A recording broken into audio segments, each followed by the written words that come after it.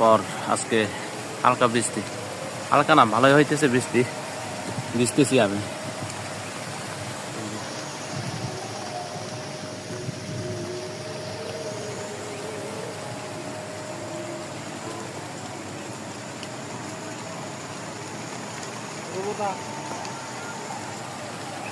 ভালোই বৃষ্টি হইতেছে এখন, তারপরও গরম, যে পরিমাণে গরম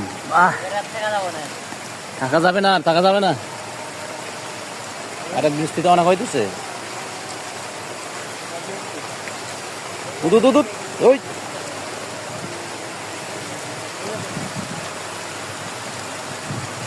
বৃষ্টিতে আসলে বৃষ্টি ভালো লাগবো, এখন বৃষ্টিতে ঝামেলা আছে।